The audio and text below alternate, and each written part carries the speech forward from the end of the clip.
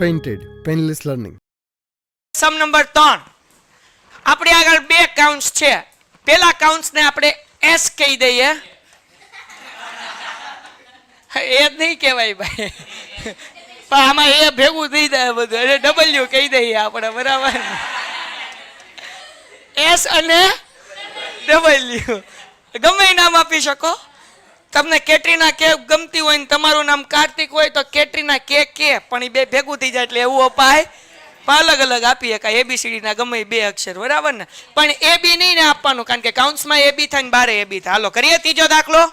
Weight skip નહીં કરતા, તમારા ફાયદાની વાત છે. ધોરણ 10 ની અંદર આવ્યા છો, બોર્ડની પરીક્ષા આપવાની છે, જોરદાર રિઝલ્ટ લાવવું છે, તો પેન્ટેડ એપ્લિકેશન ડાઉનલોડ કરો અને ચેમ્પિયન બેચ લોન્ચ થઈ ગઈ છે. ચેમ્પિયન વિદ્યાર્થી સાથે ભળી જાઓ. આ લાઈવ લેક્ચરની અંદર ગણિત, વિજ્ઞાન, સમાજ, ઇંગ્લિશ, ગુજરાતી બધુંય ભણાવીએ છીએ. અનમ્યુટ કરીને ઘરેથી બોલીને ડાઉટ પૂછી શકો અમારા લાઈવ લેક્ચરમાં. અને તમારે ટ્રાય કરવી છે, ખાલી 300 રૂપિયા આપીને મહિનો દિવસ ટ્રાય કરો ને પછી મજા આવે તો આગળ જોડાવો. તમે એમ કહો સાહેબ તમારું રિઝલ્ટ આ છે, મારી પાછળ રિઝલ્ટના ફોટા જોઈ લો અમારા ટોપર્સ, અને તમે ચેમ્પિયન બનવા માંગતા હો ચેમ્પિયન બેચ સાથે જોડાઓ. Good bye. આપણને અહીંયા આંકડા નથી આપ્યા, એ બી આપ્યું અને માઇનસ એ અને માઇનસ બી આપ્યું. તો આ બે કાઉન્ટ્સને ગમે નામ આપી દો, એક્સ વાય આપી દો, પી ક્યુ આપી દો, પણ એ બી નહીં આપવાનું. કેમ? કારણ કે એ બી આપો તો બાર એ થાય ને અંદર બી થાય એટલે થોડું કન્ફ્યુઝન થાય, બરાબર? એટલે એવું નામ આપવાનું નહીં. ડન થઈ ગયું. એટલે મેં અહીંયા એસ અને ડબલ્યુ નામ આપ્યું છે. તો હવે આપણે સૂત્ર મૂકીએ એસ ડબલ્યુ નું, બરાબર ને?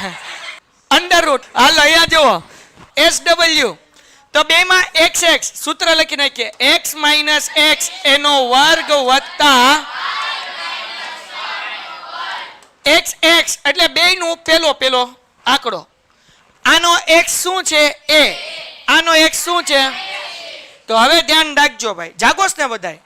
ઓકે, મોટું કાઉન્સ એ માઇનસ બીજો એક્સ શું છે ભાઈ? તો એને કાઉન્સમાં રાખવાનું. કેમાં રાખવાનું? કાઉન્સમાં. મોટો કાઉન્સ સ્ક્વેર. એક્સ એટલે પેલો એ, માઇનસ છે એટલે માઇનસ x2 એટલે શું છે? માઇનસ એ. એને કેમાં રાખ્યો? કાઉન્સમાં. ટપો પડી ગયો બધાને? કોઈને કઈ ડાઉટ છે? હાલો આગળ વ્યા જઈએ. પછી y એટલે y1 અને y2 ટૂંકમાં. y1 એટલે પેલા કાઉન્સનો y, પેલા કાઉન્સનો y એટલે હું કોઈનાથી નો બીવ, તમે બધાયથી બી. હાલો અહીંયાથી ધ્યાન રાખો. હવે બીજાનો y માઇનસ બી, તો આપણે અલગ કાઉન્સમાં લખીએ, કાઉન્સમાં માઇનસ બી, એટલે બધું ભેગું થાય. હા, હાલો ડન થઈ ગયું. હવે મને તમારે શીખવાડવાનું છે, કારણ કે હું છું એ એમનો માઇનસ માઇનસ પ્લસ એ એનો વર્ગ. અહીંયા તે માઇનસ માઇનસ એટલે બી પ્લસ બી એનો વર્ગ. આ એ કેટલી વાર થઈ ગયા? બકરી બોલે એટલે 2a નો વર્ગ વત્તા બી કેટલી વખત થઈ ગયા? એટલે 2b નો. જાગોસ ને બધાય? હાલો 2 નો વર્ગ લે નોથી લાઈન બોલો, એન બાપાએ ના પાડી. આ થઈ ગયું. હાલો 2 નો વર્ગ 4 a નો વર્ગ, બરાબર ને? વત્તા 2 નો વર્ગ પાછળ b નો વર્ગ. 4 કોમન કાઢીએ કે? કાઢી નાખું, તમે કયો પછી મારે ના પડાય.